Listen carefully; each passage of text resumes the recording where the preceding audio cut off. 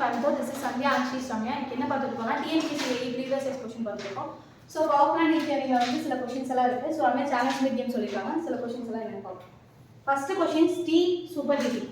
So steam super heating வந்து எப்போ நடக்கும் அப்படின்னா கான்ஸ்டன்ட் ப்ரெஷரில் நடக்கும் அப்படின்னு சொல்லியிருக்காங்க. ஸோ அட் கான்ஸ்டன்ட் ப்ரெஷரில் நடக்கும் அப்படின்னு சொல்லியிருக்காங்க. Next reheating ரேங்கின் cycle. So Rankine cycle வந்து ரீஹீட்டிங் நடக்கும்போது அது என்ன ஆகும் அப்படின்னா ஸ்டீமோட குவாலிட்டி வந்து இம்ப்ரூவ் ஆகும். ஸோ அகைன் வந்து நம்ம ரீஹீட் பண்ணும்போது என்ன நடக்கும்னா ஸ்டீமோட குவாலிட்டி இம்ப்ரூவ் ஆகும் அப்படின்னு சொல்லியிருக்காங்க. Next chimney draft. ஸோ சிம்னியில் நடக்கிற டிராஃப்ட் வந்து எந்த டைப் ஆஃப் டிராஃப்ட்னு கேட்குறாங்க. அது வந்து நேச்சுரல் டிராஃப்ட். ஸோ சிம்னியில் நடக்கிற டிராஃப்ட் வந்து நேச்சுரல் டிராஃப்ட் அப்படின்னு சொல்லியிருக்காங்க. Next efficiency of chimney. So இது வந்து 0.25. ஸோ எஃபிஷியன்சி ஆஃப் சிம்னி வந்து லெஸ் தென் 0.25 இருக்கும் அப்படின்னு சொல்லியிருக்காங்க. Economiser heats the feed water.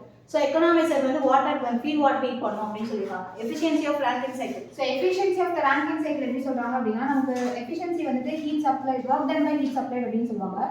So Rankine cycle அப்படிங்கிறதுனால ஒர்க் டன் இந்த turbine minus work done on the pump divided by heat supply அப்படின்னு. So efficiency of Rankine cycle எப்படி சொல்கிறாங்கன்னா work done to heat supply சொல்கிறாங்க.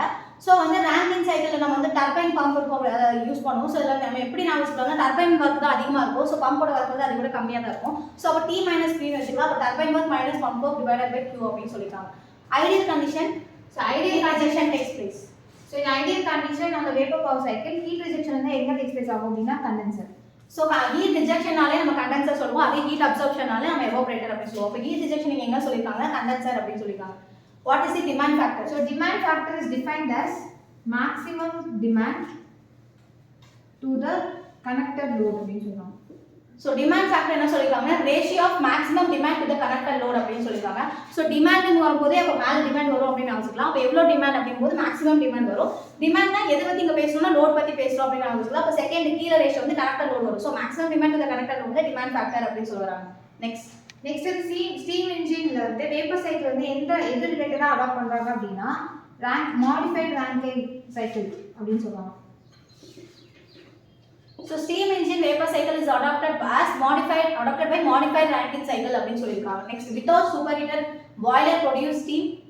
So without the superheater boiler produce steam 98% of dryness fraction அப்படின்னு சொல்லுவாங்க. So இப்போ என்ன சொல்லியிருக்காங்கன்னா super heater use பண்ணாமே பாய்லர் வந்து எவ்வளோ ஸ்டீம் ப்ரொடியூஸ் பண்ணணும்னா 90% ஆஃப் ட்ரைனஸ் ஃப்ராக்ஷன் அப்படின்னு சொல்லியிருக்காங்க. Heat carried away by the coolant is called dead loss. So coolant carry பண்ணுற ஹீட் வந்து என்ன சொல்லுவாங்க டெட் லாஸ் அப்படின்னு சொல்லுவாங்க. What is the temperature difference? Excess temperature difference. So excess temperature difference எப்படி சொல்றாங்க அப்படின்னா with the given surface temperature, saturated temperature and superheated temperature கொடுக்கும்போது difference of surface temperature and saturation temperature தான் வந்து excess temperature. So excess temperature னா surface minus saturated அப்படி சொல்றாங்க. அது excess temperature அப்படி சொல்றாங்க. Next, efficiency of heat cycle. So efficiency of the heat cycle is given by heat supply. Work done by heat supply. So work done by heat supply direct formula அப்படி கேட்டிருக்காங்க. Next, coal high calorific value. The coal which has the highest calorific value வந்து anthracite. So coal high calorific value வந்து anthracite அப்படினு சொல்றாங்க. Permissible maximum concentration of sulfur dioxide at ground level. So permissible maximum concentration of sulfur dioxide into 0.05 to 0.08 அப்படின்னு சொல்றாங்க. So sulfurோட range கேட்டிருக்காங்க at ground level னு சொல்லிருக்காங்க. So இதுல வந்து S5 னு வச்சுக்கலாம். 0.05 இல்ல 2 னு வச்சுக்கலாம். அப்ப 20 வரும். அப்புறம் S க்கு பதிலா 5 னு வச்சுக்கலாம். 0 வந்து நம்ம 8 னு வச்சுக்கலாம். 0.05 to 0.08 வந்து sulfurோட concentration அப்படி சொல்றாங்க. இந்த யூனிட் வந்து parts per million in 24 hours அப்படின்னு சொல்றாங்க. So இது வந்து parts per million in 24 hoursல இந்த ரேஞ்ச் இருக்கும் அப்படினு சொல்லிருக்காங்க. Next, chlorofluorocarbons is banned is due to. So chlorofluorocarbons வந்து ban பண்றாங்க due to the it allows UV rays to pass அப்படிங்கறதுனால அது ban பண்றாங்க. So ultraviolet rays வந்து நம்ம இடத்துக்கு போறதுனால அதை வந்து ban பண்றாங்க. அத chlorofluorocarbons is banned அப்படி சொல்லிருக்காங்க. Sulfur coal results in. So sulfur in coal results in என்ன ஆகும் அப்படினா spontaneous combustion நடக்கும் அப்படினு சொல்றாங்க. And corrosion in air heaters corrosion வந்து நடக்கும் அப்படினு சொல்றாங்க. So sulfur வந்து என்னலாம் இது பண்ணும் அப்படினு சொல்லிருக்காங்க. sulfur யூஸ் பண்ணனால combustionல spontaneous combustion நடக்கும் அப்படினு சொல்லிருக்காங்க. S4X னு வச்சுக்கலாம்.